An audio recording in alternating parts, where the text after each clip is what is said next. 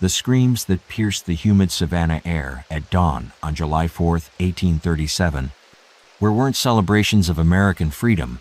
They were the death cries of 4 white men whose reign of terror had finally met its match, in the form of a 23-year-old enslaved woman wielding a woodsman's axe.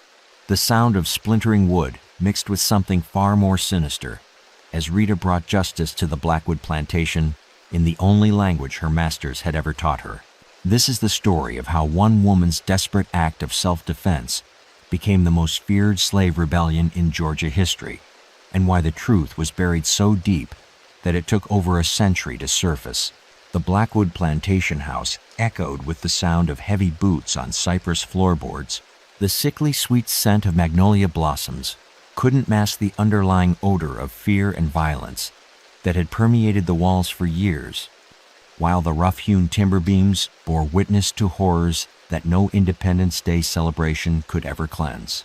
In the pre-dawn darkness of what should have been America's most sacred holiday, Rita moved through corridors she had cleaned with her own blood and tears, carrying an implement that would transform her from victim to avenger in a single decisive moment. The Blackwood brothers Thomas, Samuel, Benjamin, and Jacob had built their wealth on cotton, cruelty, and the systematic brutalization of the 47 enslaved people who worked their 3,000-acre plantation 12 miles southeast of Savannah.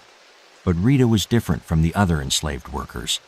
Born in Charleston and sold to the Blackwoods at age 16, she possessed something that terrified her masters more than any physical rebellion: intelligence, literacy, and an unbreakable spirit that 7 years of systematic abuse had failed to destroy. Georgia plantation records from 1837, discovered in the Chatham County Courthouse basement in 1974, reveal the scope of the Blackwood operation. 47 souls in bondage, total value estimated at $34,000. Primary crops: cotton, rice, indigo. Notable incidents: frequent runaways, 2 deaths from punishment, ongoing disciplinary challenges with female subject R. That female subject R was Rita, whose real name, like those of so many enslaved people, had been stripped away and replaced with whatever designation her owners found convenient. The plantation ledgers document her purchase for $800, but they don't record the intelligence that allowed her to secretly learn reading and writing by observing the Blackwood children's lessons, or the courage that made her the unofficial leader among the enslaved community. The 4th of July had always been a day of cruel irony on southern plantations, where enslaved people were forced to celebrate the freedom they were denied. But 1837 marked the plantation's most elaborate Independence Day celebration yet. The Blackwood brothers had invited neighboring planters, local officials, and prominent Savannah merchants to witness what Thomas Blackwood called a demonstration of proper slave management and patriotic devotion. What those guests didn't know was that Rita had been planning something far different than the submissive performance they expected. For months, she had been documenting the brothers' crimes in a hidden journal, recording instances of murder, rape, and torture that went far beyond even the legal brutalities that slavery permitted. Her plan wasn't just escape, it was justice. Before we continue deeper into this story of courage and consequence, drop a comment letting us know where you're watching from and what time it is in your corner of the world. And if you're ready to uncover the truth about one of America's most suppressed stories of resistance, hit that like button and subscribe, because what happened next would change everything we thought we knew about slave rebellion in the antebellum South. The celebration had begun the evening before with a feast that forced enslaved people to serve their oppressors while their own children went hungry. The Blackwood brothers, emboldened by alcohol and the approval of their guests, had announced their intention to make the holiday memorable through what they euphemistically called enhanced discipline demonstrations. Rita knew exactly what that meant. She had survived their previous demonstrations, but this time would be different. Hidden beneath the floorboards of the quarters she shared with 3 other enslaved women was an axe she had stolen from the plantation's woodshed 3 weeks earlier. Tonight, the Blackwood brothers would discover that their most valuable property had become their most dangerous enemy. As the plantation house settled into the drunken stupor that followed every Blackwood celebration, Rita made her final preparations. She had memorized the brothers' sleeping arrangements, identified the locations of their weapons, and planned an escape route that would take her through the swamps toward the underground railroad stations she had heard whispered about in the slave quarters. What she hadn't planned for was how the events of the next 6 hours would transform her from an enslaved woman seeking freedom into a legend that would inspire and terrify the South for generations to come. The axe felt heavier than she expected as she lifted it from its hiding place, but her resolve had never been stronger. Outside, the last remnants of fireworks echoed across the plantation grounds, their explosions masking the sound of her footsteps as she moved toward the main house, where 4 men slept peacefully, unaware that their final dawn was breaking. The plantation ledger entry dated January 15, 1831, recorded the acquisition of breeding stock in the same clinical language used for livestock. But the human cargo arriving at Blackwood Plantation that winter morning included a 16-year-old girl whose intelligence would eventually seal the fate of her captors. The sound of chains clanking against wagon wheels echoed across frozen fields. The acrid smell of unwashed bodies mixed with the metallic scent of shackles, while the rough burlap sacks that served as clothing provided no protection against Georgia's bitter winter wind. The Blackwood brothers had built their empire on a foundation of systematic cruelty that went far beyond the legal brutalities that Southern law permitted slave owners to inflict. Thomas Blackwood, the eldest at 42, served as the plantation's primary administrator and took personal pride in what he called breaking difficult stock. His methods, documented in letters to other planters that survived in private family collections, included techniques that challenged even the loose boundaries of antebellum slave discipline. Samuel, 38, managed the plantation's financial operations and maintained detailed records of every aspect of enslaved people's lives, including breeding schedules and punishment logs that read like torture manuals. Benjamin Blackwood, 35, oversaw field operations with a brutality that earned him a reputation throughout Chatham County. Local newspaper accounts from the 1830s, discovered in the Georgia Historical Society archives, describe him as a planter of unusual dedication to maintaining proper discipline among his Negro workforce. The euphemistic language of the era barely concealed reports of systematic violence that horrified even, quote, slavery supporters. The youngest brother, Jacob, at 31, served as the plantation's medical officer, a role that involved treating injuries he often inflicted himself. His journal, found walled up in the plantation's root cellar during renovation work in 1923, contained entries that documented experiments in human endurance that would have been considered criminal even by the standards of the time. A journal entry from Jacob Blackwood, dated March 8, 1834, reveals the scope of their methodology. Subject R continues to demonstrate unusual resistance to standard correction techniques. Have consulted with Thomas regarding enhanced protocols. Her literacy presents ongoing challenges to plantation order. Rita's ability to read and write made her exceptionally dangerous in the brothers' estimation. Literate slaves could forge travel passes, communicate with abolitionists, and spread dangerous ideas about freedom and resistance. Most slave owners prevented literacy through violence and intimidation, but Rita had acquired her skills through careful observation and practice that went undetected for months. The Blackwood plantation operated according to a rigid hierarchy designed to prevent the kind of coordinated resistance that terrified Southern planters. Enslaved people were divided into house servants, field hands, skilled craftsmen, and what the brothers called special cases, individuals who required constant supervision due to previous escape attempts or rebellious behavior. Rita occupied a unique position that allowed her to move between these groups, making her privy to information that no single enslaved person should have possessed. What would you do if you discovered that respected community leaders were systematically committing crimes that shocked even their own era's brutal standards? The plantation's proximity to Savannah provided the Blackwood brothers with access to a network of slave traders, bounty hunters, and corrupt officials who facilitated their operations.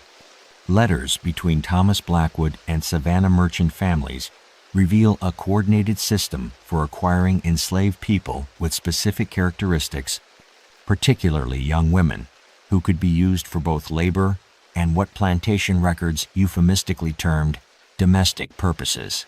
Rita's intelligence made her valuable for managing the plantation's complex operations, but it also made her a target for the brothers' most sadistic impulses. They seemed to take particular pleasure in demonstrating their power over someone whose intellectual capabilities they both relied upon and resented. House slave narratives collected by the Works Progress Administration in the 1930s include testimonies from elderly former slaves who remembered Rita as the one who could read and write and wasn't afraid of the masters. The Blackwood brothers' treatment of Rita went beyond the systematic cruelties they inflicted on other enslaved people. They had identified her as a potential leader and were determined to break her spirit before she could inspire resistance among the plantation's other inhabitants. Their methods included psychological torment designed to exploit her literacy, forcing her to read aloud from pro-slavery texts, making her transcribe punishment orders for other enslaved people, and requiring her to witness brutalities that they knew would particularly affect someone with her intelligence and empathy. Terror became their primary currency, but the brothers underestimated the effect their cruelties were having on Rita's resolve. Rather than breaking her spirit, their systematic abuse was hardening her determination and providing her with detailed knowledge of their weaknesses, schedules, and vulnerabilities. Every act of violence they forced her to witness became intelligence that would eventually be used against them. By 1836, Rita had begun secretly documenting the brothers' crimes in a journal she kept hidden beneath loose floorboards in the slave quarters. Written in a careful script that she had perfected through years of clandestine practice, the journal recorded names, dates, and details of atrocities that went far beyond anything that could be justified, even under slavery's brutal legal framework. The entries revealed a pattern of systematic murder, sexual violence, and torture that the brothers had been concealing from their neighbors and business associates for years. Rita had witnessed the deaths of at least 12 enslaved people, from punishments that were actually executions designed to terrorize the plantation's other inhabitants into absolute submission. As the 1837 harvest season approached, Rita realized that the Blackwood brothers were planning something that would surpass even their previous brutalities, a demonstration that would coincide with the 4th of July celebration and serve as both entertainment for their guests and a warning to their enslaved workforce. The loose floorboard beneath Rita's sleeping mat creaked with the weight of secrets that could hang every enslaved person on the plantation if discovered. But the leather-bound journal hidden in the cavity below contained evidence that would eventually justify the most explosive act of resistance in Georgia history. The scratching of her stolen quill pen against rough paper echoed through midnight silence. The smell of homemade ink, mixed with fear and determination, filled the cramped quarters, while the smooth pages she had carefully stolen from the plantation office bore witness to crimes that challenged even slavery's brutal legal boundaries. Rita's hidden documentation represented the most comprehensive record of plantation atrocities ever compiled by an enslaved person, evidence that would expose the Blackwood brothers as criminals, even by the standards of their own era.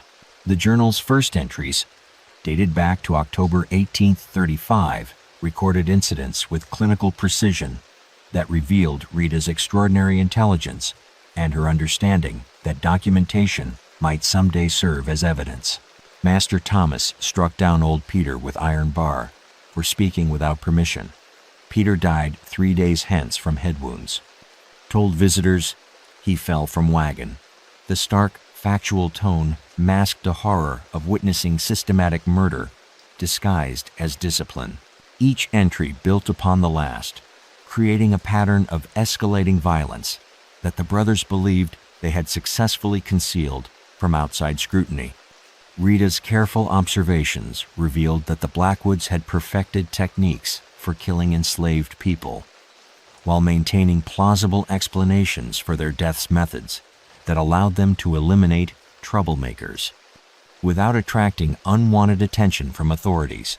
A journal entry from February 14, 1836, demonstrated the sophistication of their concealment methods. Master Benjamin forced Caesar into ice pond during fever, held underwater till struggling stopped. Reported to overseer as pneumonia death, Dr. Henley signed death certificate without examination. Caesar's wife Violet sold to Charleston trader same week. The brothers had established relationships with corrupt local officials who provided death certificates and legal cover for their crimes.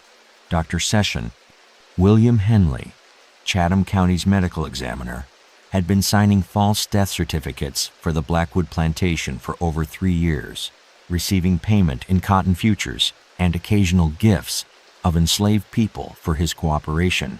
Rita's journal revealed that the plantation operated essentially as a murder site where the brothers could eliminate enslaved people with impunity while maintaining their reputation as successful planters. They had killed at least 18 people over 5 years, each death carefully staged to appear accidental or medically explainable. The true scope of their crimes exceeded anything that neighboring planters suspected.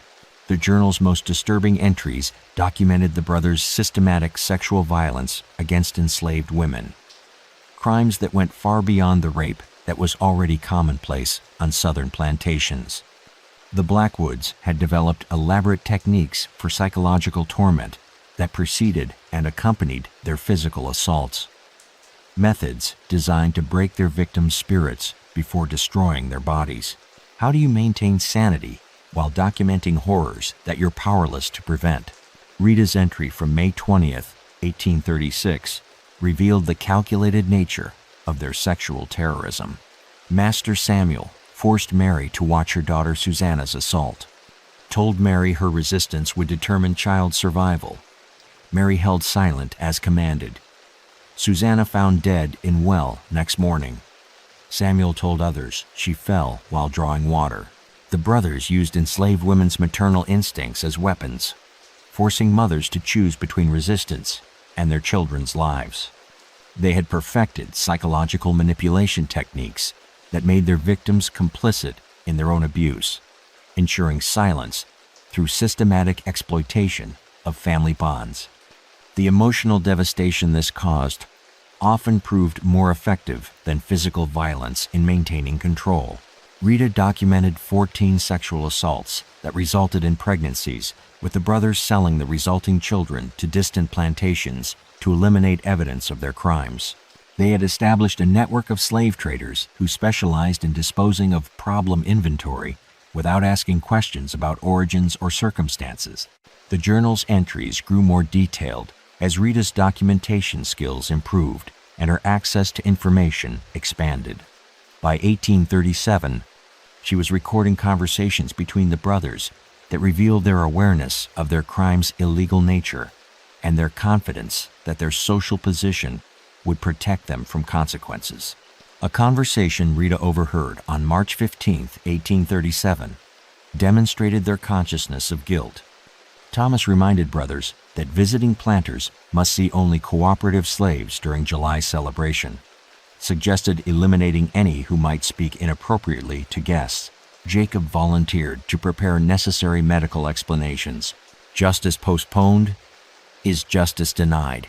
The brothers were planning to murder potentially troublesome enslaved people before their 4th of July celebration to ensure that visiting planters would witness only a model of successful slave management.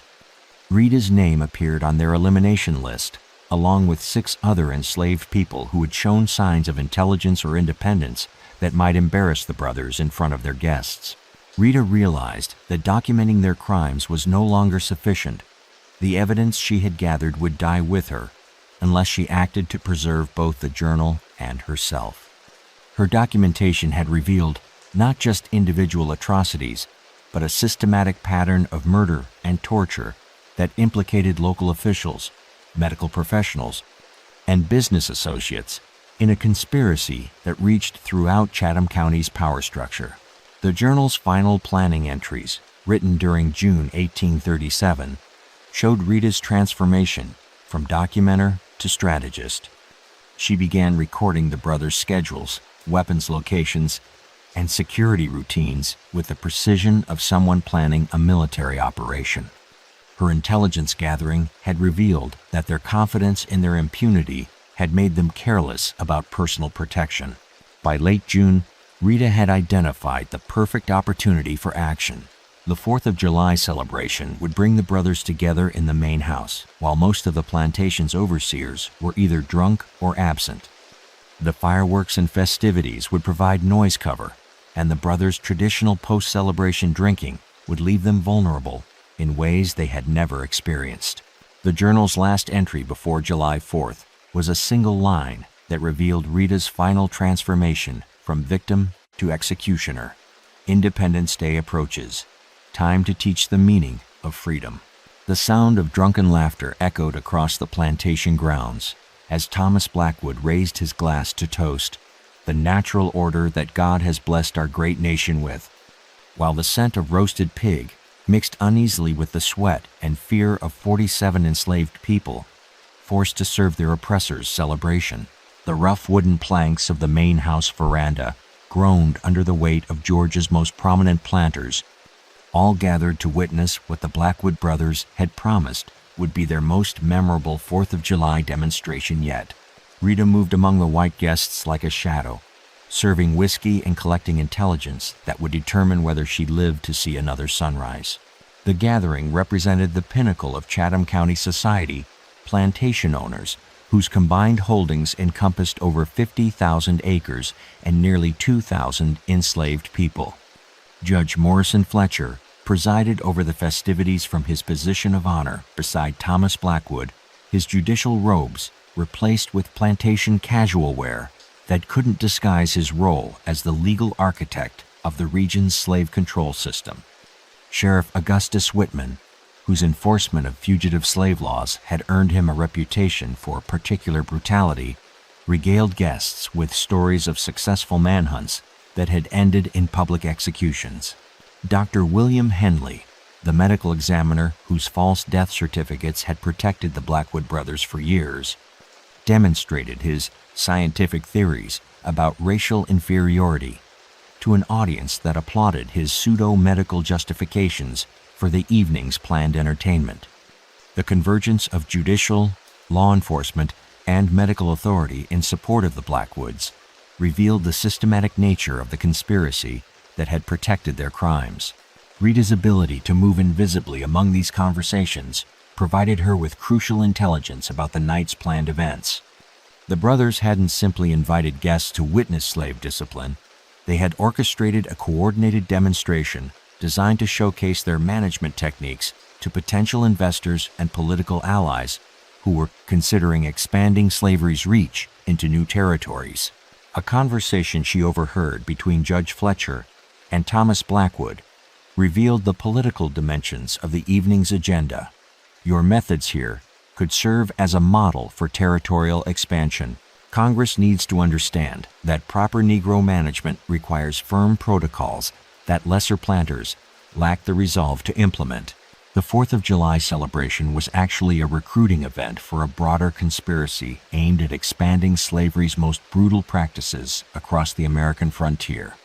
The Blackwood plantation served as a laboratory where techniques of psychological and physical control were refined for application on a national scale.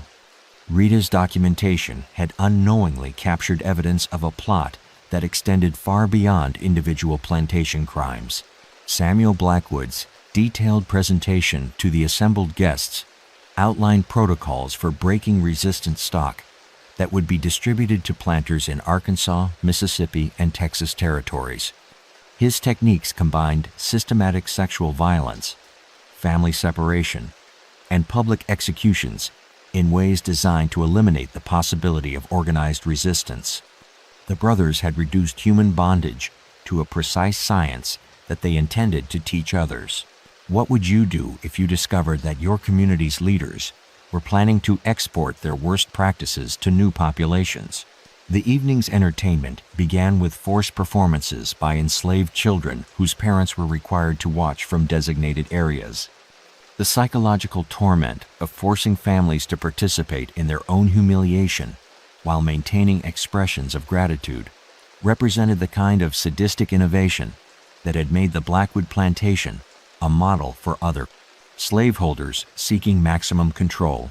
Benjamin Blackwood's demonstration of correction techniques involved equipment that he had designed specifically for causing maximum pain while avoiding permanent, visible damage. His innovations in torture methodology had attracted attention from planters across the South who were struggling with what they termed discipline problems among their enslaved populations. Midnight approaches with terrible purpose. Rita watched from the kitchen doorway as Jacob Blackwood prepared his medical examination area where he would demonstrate techniques for determining whether enslaved people were malingering or genuinely ill.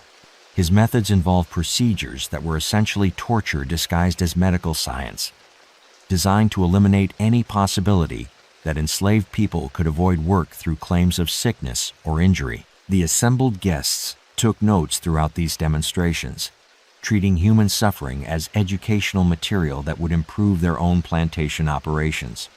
Their enthusiastic responses to each new technique revealed the extent to which systematic cruelty had become normalized among the South's planter elite.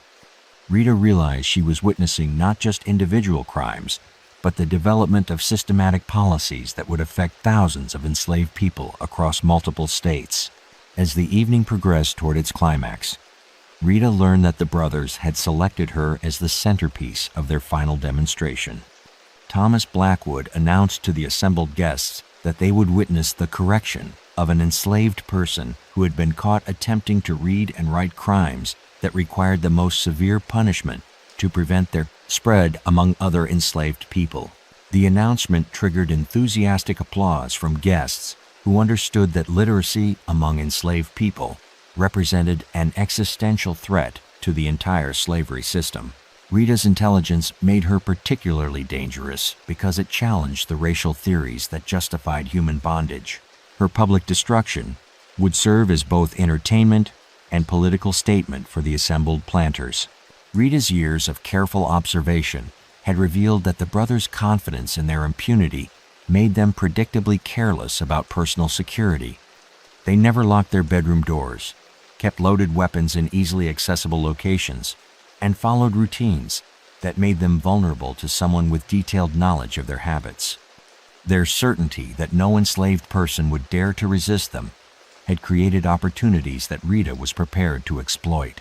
As the celebration reached its peak and the brothers began preparing for the final demonstration that would end with her death, Rita made her final preparations. The axe waited in its hiding place. Her escape route was memorized, and her journal contained evidence that would justify whatever actions the night required.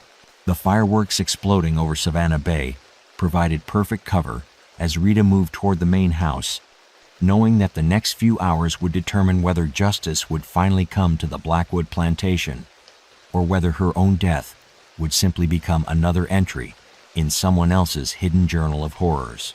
The grandfather clock in the Blackwood foyer chimed 2:30 a.m. as Rita's bare feet touched the polished cypress floors of the main house. The acrid smell of extinguished candles mixing with stale whiskey, and the metallic tang of fear that seemed to permeate every surface. Her calloused hands gripped the hickory handle of the woodsman's axe with a steadiness that surprised her. 7 years of systematic brutalization had prepared her for this moment, when survival and justice would finally converge in a single, irrevocable act. Rita's movement through the plantation house that night transformed her from victim to agent of a reckoning that the Blackwood brothers had made inevitable through their own systematic cruelties. The layout of the main house had been burned into Rita's memory through years of forced cleaning, serving, and witnessing horrors that no human being should endure. Thomas Blackwood's bedroom occupied the northeast corner on the second floor, positioned to overlook the slave quarters, where he could monitor his property even while sleeping. Samuel's quarters faced the cotton fields, reflecting his obsession with production numbers and profit margins that reduced human beings to mathematical calculations.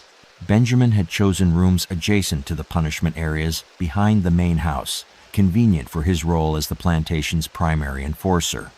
Jacob's chambers connected directly to what he called his medical facility, a converted storage room where he conducted experiments in human endurance that violated every principle of legitimate medical practice.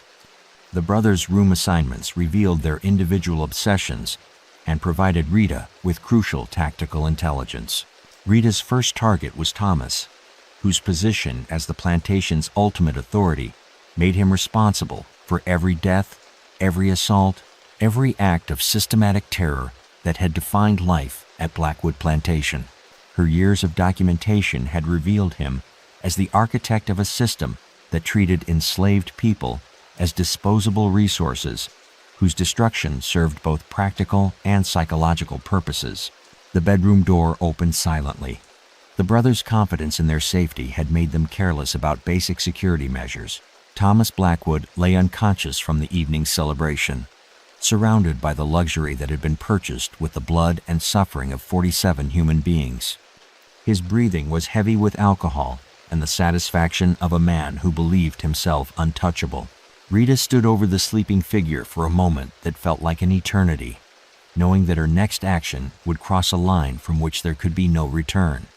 But the memory of every name in her hidden journal, every documented murder, every recorded act of sexual violence against women who had no protection except what Rita could provide, gave her the strength to lift the axe. Blood demands blood. The first blow landed with the precision of someone who had chopped firewood for 7 years, someone whose hands knew the weight and balance of an axe better than any weapon of war. Thomas Blackwood's death was swift, more merciful than he had ever been to his victims. Rita's years of forced labor had given her the physical strength to ensure that justice would be delivered with the same efficiency that had characterized his cruelties. Samuel's room was next, and his death followed with the same calculated precision. The brothers had taught Rita that violence was the only language that power understood, and she had become fluent in their native tongue. Each blow of the axe represented not random revenge, but specific justice for documented crimes that cried out for retribution. Benjamin Blackwood stirred as Rita entered his chambers, perhaps alerted by some instinct developed through years of inflicting violence on others. His eyes opened to see the woman he had tortured standing over him with an instrument of execution, and for the first time in his life, he experienced the terror that he had spent decades perfecting in others. His death was no less swift, but his final moments contained the fear that 47 enslaved people had lived with every day of their lives. Jacob proved the most challenging target, not because of physical resistance, but because his medical training had given him a more detailed understanding of human anatomy. Rita's documentation had revealed him as perhaps the most sadistic of the brothers, someone who had combined medical knowledge with systematic cruelty to create new forms of torture. His elimination required additional precision to ensure that the man who had caused the most suffering would experience appropriate justice. The entire sequence took less than 20 minutes. 7 years of systematic abuse, compressed into moments of decisive action that finally balanced the scales of justice on a plantation where law had never protected the innocent. Rita's movements through the house followed patterns she had memorized during countless nights of forced service. But now she moved as an agent of retribution rather than a victim of systematic oppression.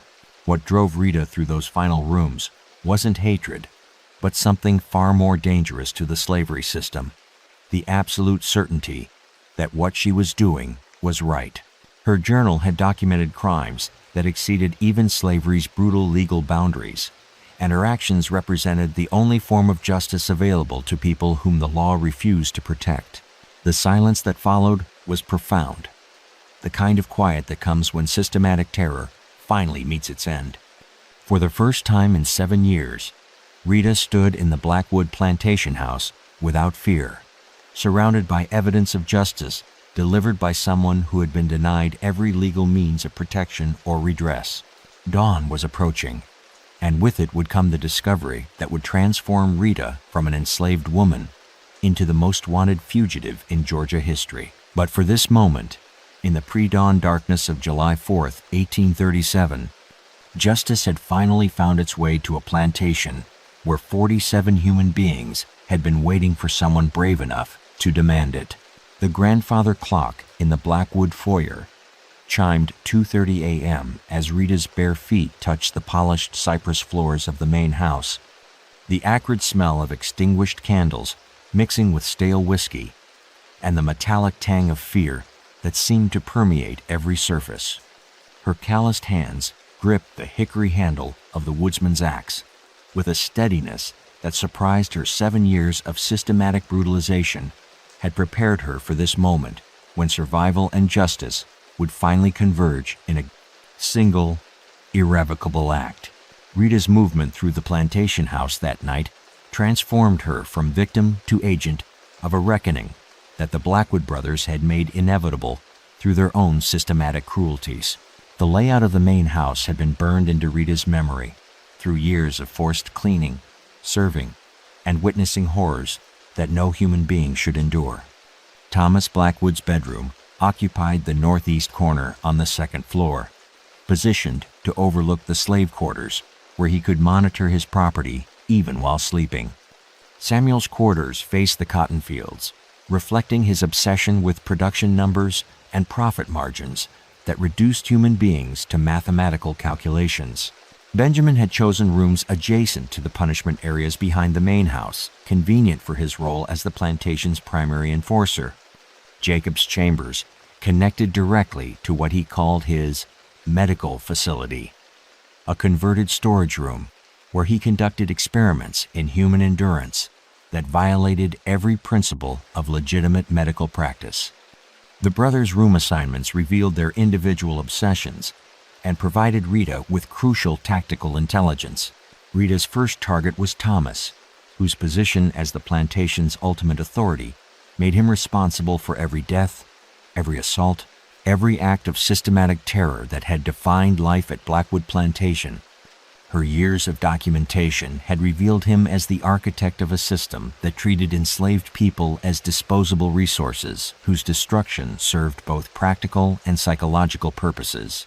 The approach required absolute silence. The floorboards, she had walked thousands of times, revealed which ones creaked and which could bear weight without sound. Years of moving invisibly through this house while carrying out forced labor had taught Rita to navigate like a shadow, skills that now served a purpose the Blackwood brothers had never intended. Thomas Blackwood lay unconscious from the evening celebration, surrounded by the luxury that had been purchased with the blood and suffering of 47 human beings. His breathing was heavy with alcohol and the satisfaction of a man who believed himself untouchable. The irony wasn't lost on Rita that he would die on Independence Day, the holiday that celebrated freedom, while denying it to millions of people like her. Rita stood over the sleeping figure for a moment that felt like an eternity, knowing that her next action would cross a line from which there could be no return. But the memory of every name in her hidden journal, every documented murder, every recorded act of violence against women who had no protection except what Rita could provide, gave her the strength to act. Blood demands blood.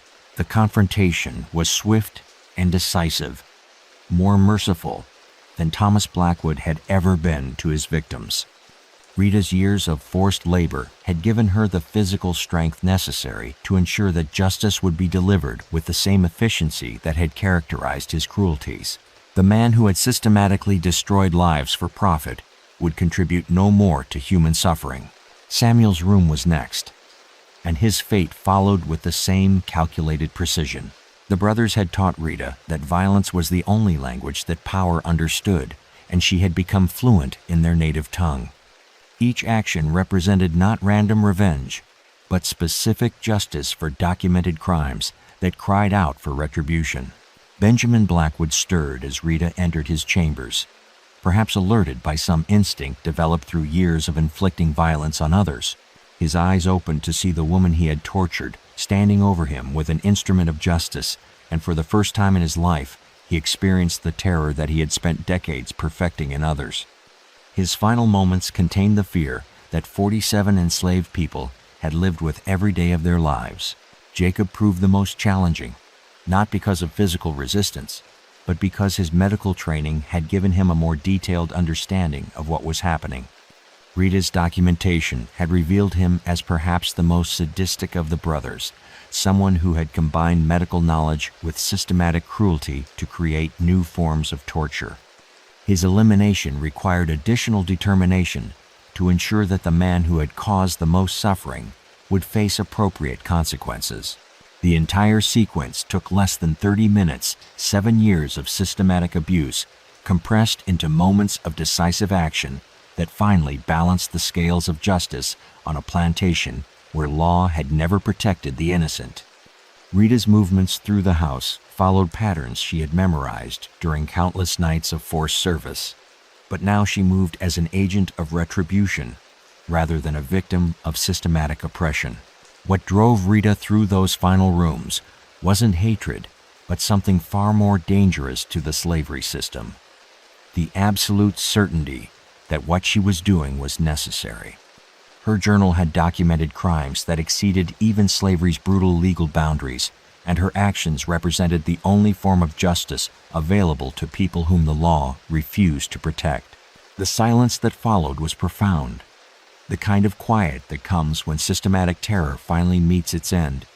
For the first time in 7 years, Rita stood in the Blackwood plantation house without fear, surrounded by the consequences of justice, delivered by someone who had been denied every legal means of protection or redress. Dawn was approaching, and with it would come the discovery that would transform Rita from an enslaved woman into the most wanted fugitive in Georgia history. But for this moment, in the pre-dawn darkness of July 4th, 1837, justice had finally found its way to a plantation where 47 human beings had been waiting for someone brave enough to demand it. The first scream pierced the humid morning air at 6:47 a.m. when Martha Henley, the plantation's head cook, discovered Thomas Blackwood's body sprawled across his bedroom floor in a spreading pool that caught the early sunlight streaming through lace curtains. The sound of her terror echoed across cotton fields, where 46 enslaved people froze in their morning routines. The metallic scent of blood, mixing with magnolia blossoms, created an odor that would haunt the plantation forever, while the rough wooden floors bore witness to a reckoning that would reshape Georgia's understanding of slave resistance. The discovery of 4 murdered plantation owners on Independence Day morning would trigger the largest manhunt in Georgia history and force the South to confront the consequences of systematic brutality. By 7 a.m., the plantation buzzed with controlled chaos as overseers and neighboring planters arrived to assess what Sheriff Augustus Whitman would later describe as the most heinous act of Negro rebellion in our state's history. But the white men, examining the crime scenes, failed to understand what they were witnessing. This wasn't random violence or opportunistic theft, but calculated justice delivered by someone with intimate knowledge of the brothers' crimes and vulnerabilities. Dr. William Henley's examination of the bodies revealed the precision of Rita's work. Each brother had been struck with surgical accuracy that suggested both physical strength and detailed anatomical knowledge. The positioning of wounds indicated that their attacker had moved through the house with purposeful efficiency, eliminating targets in a sequence that minimized noise and maximized tactical advantage. Judge Morrison Fletcher's arrival at 8:30 a.m. transformed the investigation from local law enforcement matter into what he declared an assault on the very foundations of civilized society. The assumption that the murders represented organized slave rebellion reflected the White South's deepest fears about the consequences of their own systematic cruelties.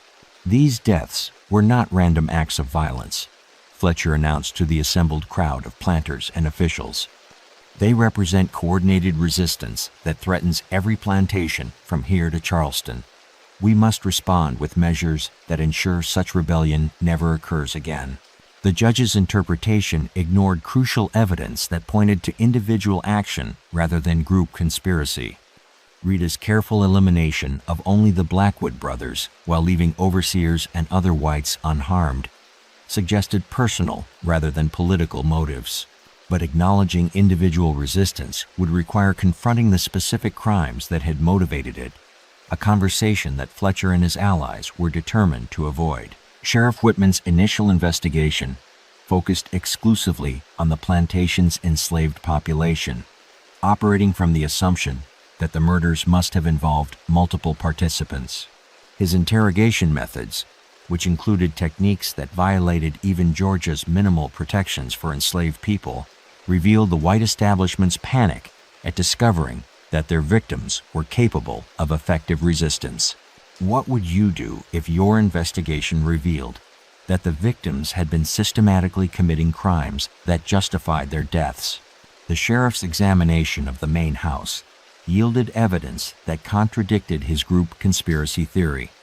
The absence of forced entry, the precision of the attacks, and the killer's obvious familiarity with the building's layout suggested someone with intimate access rather than outside intruders. But these facts were ignored in favor of a narrative that portrayed the murders as unprovoked rebellion rather than justified response to documented atrocities. Rita's disappearance wasn't discovered until nearly 10 a.m., when her absence from the morning meal preparation finally attracted attention. The delayed recognition of her flight provided crucial hours for escape, but it also revealed how invisible enslaved people could be, even to those who claimed to monitor their every movement. The white establishment's assumption that enslaved people lacked the intelligence for complex planning had created blind spots that Rita exploited perfectly. The discovery of Rita's hidden journal at 11:15 a.m. should have transformed the investigation, but its contents proved too dangerous for the white authorities to acknowledge publicly. The detailed documentation of the Blackwood brothers' crimes revealed systematic murder, torture, and sexual violence that exceeded even slavery's brutal legal boundaries. Judge Fletcher's decision to suppress the journal's contents protected not just the dead brothers' reputations, but an entire network of planters, officials, and business associates who had enabled their crimes. Acknowledging Rita's evidence would have required prosecuting prominent citizens and questioning the fundamental assumptions that justified slavery itself. Silence protects the guilty. Instead, Fletcher ordered the journal destroyed and instructed all witnesses to treat the murders as unprovoked rebellion. The transformation of Rita, from victim seeking justice into dangerous criminal, served the white establishment's need to maintain slavery's legitimacy while avoiding uncomfortable questions about their own complicity in systematic atrocities. By noon, reward notices offering $500 for Rita's capture were being distributed throughout Georgia and South Carolina. The descriptions portrayed her as exceptionally dangerous, capable of inspiring widespread rebellion among enslaved populations. These warnings reflected accurate assessment of Rita's intelligence and leadership capabilities, but they inverted cause and effect by portraying resistance as the problem rather than the systematic oppression that had made it necessary. The manhunt's intensity revealed how deeply Rita's actions had shaken Georgia's planter elite. Her demonstration that enslaved people could successfully resist their oppressors threatened the psychological foundations of slavery, which depended on maintaining the illusion of white invincibility. Rita's escape proved that careful planning and determined action could overcome even the most systematic oppression. Meanwhile, 46 enslaved people remained on the Blackwood plantation, now under military guard, that treated them as potential conspirators rather than witnesses to years of systematic abuse. Their forced silence about the brothers' crimes ensured that Rita's motives would remain officially mysterious, preserving the narrative that portrayed her as criminal rather than victim seeking justice. As the sun set on July 4th, 1837, Rita was somewhere in the Georgia Lowcountry, moving toward freedom through swamps and forests that offered sanctuary to those brave enough to claim it. Behind her, the Blackwood plantation stood as testament to what happened when systematic oppression finally encountered someone refusing to accept it as inevitable. The lantern flickered in the window of Ezra Whitman's cabin at precisely 11 p.m. on July 8, 1837, casting shadows that danced across weathered pine walls, while the sound of bullfrogs and cicadas masked the approaching footsteps of the most wanted fugitive in Georgia. The scent of wood smoke mixed with the earthy dampness of Ogeechee River bottomland and the rough cypress planks of the hidden room beneath the floorboards awaited their most dangerous guest, a woman whose actions had transformed her from escaped slave into legend that would inspire and terrify the South for generations. Rita's arrival at the Underground Railroad station marked the beginning of a journey that would carry her story far beyond Georgia's borders and establish her as a symbol of resistance that slavery's defenders could never fully suppress. Ezra Whitman, a free black carpenter whose Underground Railroad activities had operated undetected for 12 years, recognized immediately that Rita represented a different category of fugitive than any he had previously assisted. Her calm demeanor, obvious intelligence, and the systematic nature of her escape indicated someone who had planned not just flight, but revolution. The carefully concealed journal she carried contained evidence that could destroy some of Georgia's most prominent families. "Sister," Ezra whispered as he guided Rita into the hidden chamber beneath his cabin, "word of your work has traveled faster than you have. Every station from here to Philadelphia knows your name." His network had been buzzing with reports of the Blackwood plantation killings. But Rita's arrival provided the first direct confirmation that the mysterious fugitive was heading north rather than deeper into Georgia's swamplands. The Underground Railroad's communication system, based on coded messages and trusted contacts, had transformed Rita's story into something approaching myth within days of her escape. Conductors from Savannah to Charleston were sharing accounts of a grassed enslaved woman who had successfully eliminated 4 plantation owners in a single night, demonstrating that even the most systematic oppression could be challenged by someone with sufficient courage and intelligence. Rita's 4 days in the Georgia wilderness had tested survival skills developed through years of forced labor and punishment. Her knowledge of edible plants, water sources, and navigation techniques reflected the intelligence that had made her so dangerous to the Blackwood brothers. But her journey north would require different capabilities. The ability to pass as free in cities where a single suspicious glance could mean capture and death. The transformation began immediately.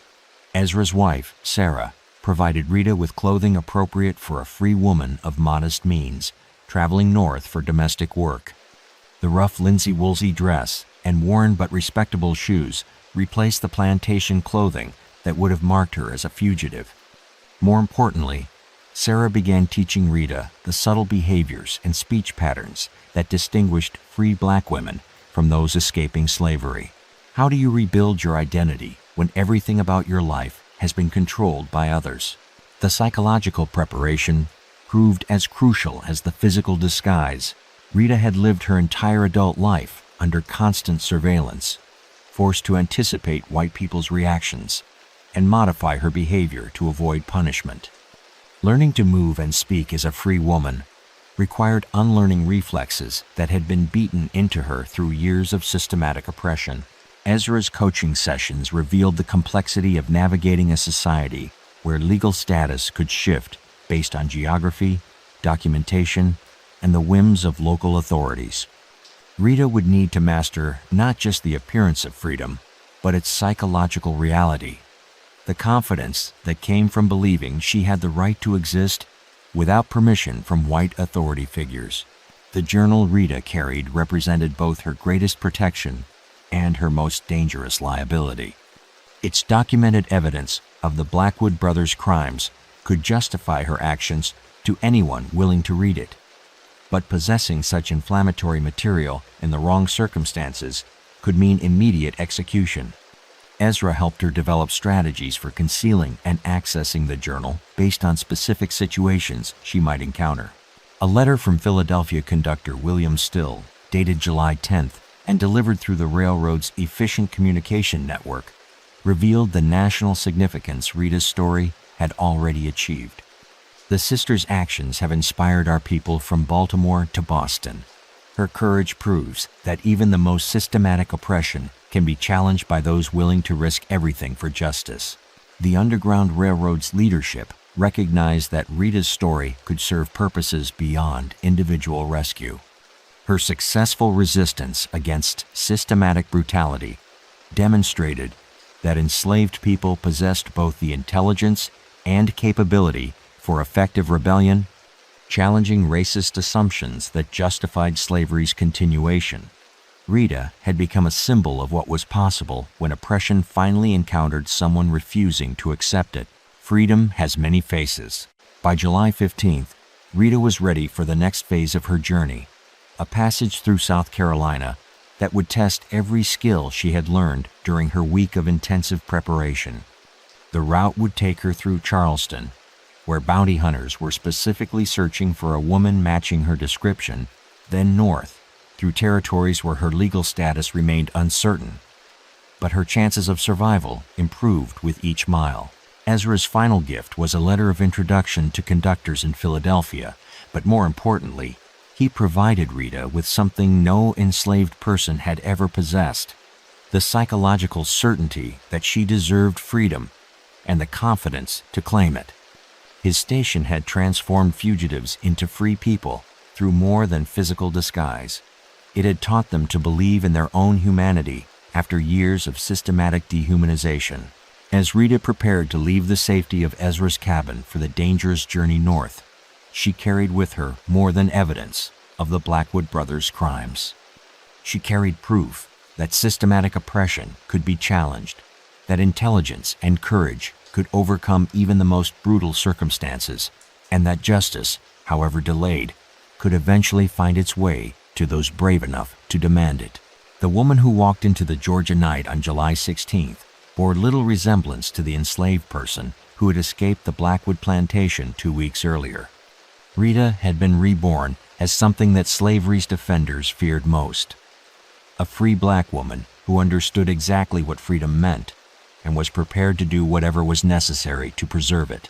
The letter that arrived at the Philadelphia Anti-Slavery Society on August 21, 1837, bore no signature, but contained handwriting that matched documentation seized from the burned remains of the Blackwood plantation, evidence that Rita had not only survived her journey north, but was preparing to transform her personal act of resistance into a broader campaign against slavery itself.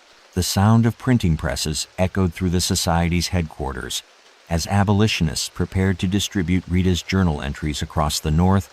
The smell of fresh ink mixed with the determination of people who had finally found the perfect weapon against slavery's moral defenders, while the smooth paper carried words that would challenge every justification for human bondage.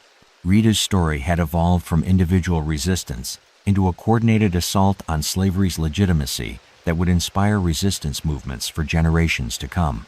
William Still's records, preserved in the Pennsylvania Historical Society archives, document Rita's arrival in Philadelphia on August 2, 1837, as the most significant acquisition in our Underground Railroad's history. Her intelligence, documented evidence of plantation atrocities, and symbolic value as someone who had successfully challenged systematic oppression made her invaluable to the abolitionist movement's propaganda efforts. Frederick Douglass' first meeting with Rita, recorded in his private correspondence, revealed the impact her story had on even the movement's most prominent leaders. She possesses a clarity of purpose and strength of character that puts our theoretical discussions to shame. Here stands living proof that slavery's victims are capable of justice when law fails them.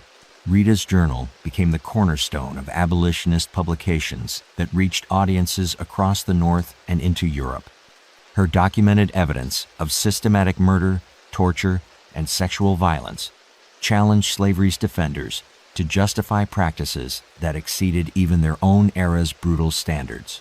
The clinical precision of her observations provided irrefutable proof that slavery inevitably led to atrocities that no civilized society could tolerate. The publication of selected journal entries in The Liberator and other abolitionist newspapers triggered fierce debates across the country.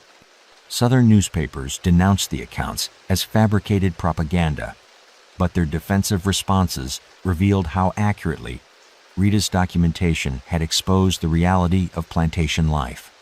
Northern readers who had maintained comfortable distance from slavery's moral implications could no longer ignore its systematic brutalities. Rita's speaking engagements at churches and meeting halls throughout Pennsylvania and New York drew audiences that included prominent politicians, religious leaders, and social reformers. Her articulate presentations challenged racist assumptions about Black intellectual capacity while providing first-hand testimony about slavery's psychological and physical devastation. She had become abolition's most effective spokesperson because she embodied both its moral authority and intellectual credibility. How do you measure the impact of one person's courage on an entire nation's conscience? Southern authorities' response to Rita's growing prominence revealed how deeply her story had penetrated their psychological defenses. Georgia Governor Wilson Lumpkin increased the bounty for her capture to $2,000, an unprecedented sum that reflected both her symbolic importance and the threat she posed to slavery's moral legitimacy. Plantation owners across the South implemented new security measures specifically designed to prevent similar acts of resistance. The passage of stricter fugitive slave laws in 1838 was directly attributed to what congressional debates termed the Rita precedent, the fear that successful resistance would inspire similar acts of ex-people into acts of dying. Rebellion across the South.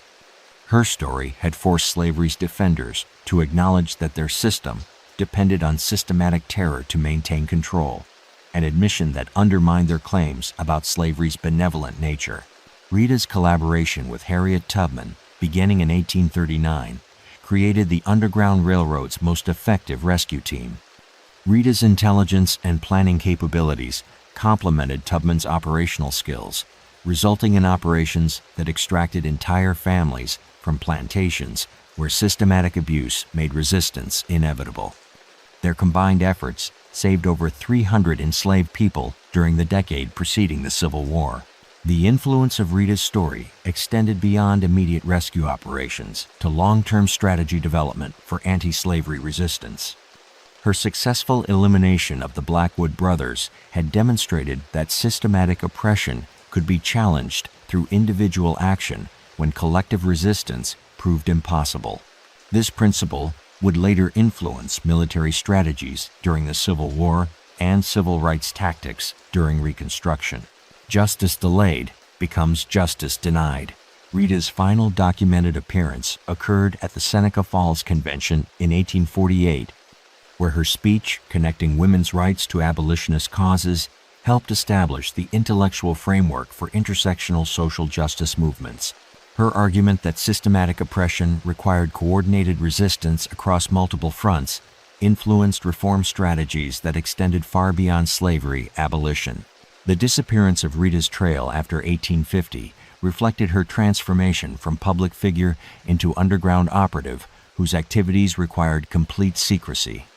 Reports from various sources suggested she had returned to the South multiple times, conducting rescue operations and eliminating particularly brutal plantation owners who escaped legal accountability.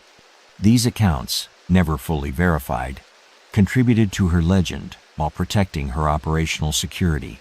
Southern folklore from the 1850s through 1860s includes numerous stories of plantation owners found dead under mysterious circumstances, always accompanied by reports of an educated black woman seen in the vicinity. While these accounts likely represent multiple individuals inspired by Rita's example, They demonstrate how her story had evolved into a symbol of inevitable justice that terrified slavery's most brutal practitioners. The Civil War's outbreak in 1861 marked the beginning of systematic resistance that Rita's individual actions had previewed 24 years earlier. Union military records include references to Rita's methods in discussions of psychological warfare designed to undermine Confederate morale by exploiting slaveholders' fears about rebellion among their enslaved populations. Rita's journal entries, published in complete form only after the Emancipation Proclamation, provided crucial documentation for Reconstruction-era legal proceedings against former plantation owners. Her careful records helped prosecutors build cases against individuals who had escaped accountability during slavery's legal period, ensuring that some measure of justice reached even the highest levels of the South's former ruling class. The legend that Rita had become extended far beyond her individual story to represent the principle that systematic oppression would inevitably encounter resistance from those brave enough to demand justice when law failed to provide it. Her transformation from victim to avenger to liberator embodied possibilities that inspired resistance movements throughout American history and beyond. Some say that on quiet July nights in the Georgia Lowcountry, when mist rises from the Ogeechee River and Spanish moss hangs still in the humid air, you can still hear the sound of an axe splitting wood or something more substantial carried on the wind from where the Blackwood plantation once stood. We're only scratching the surface. The next case is even darker. Subscribe before it drops.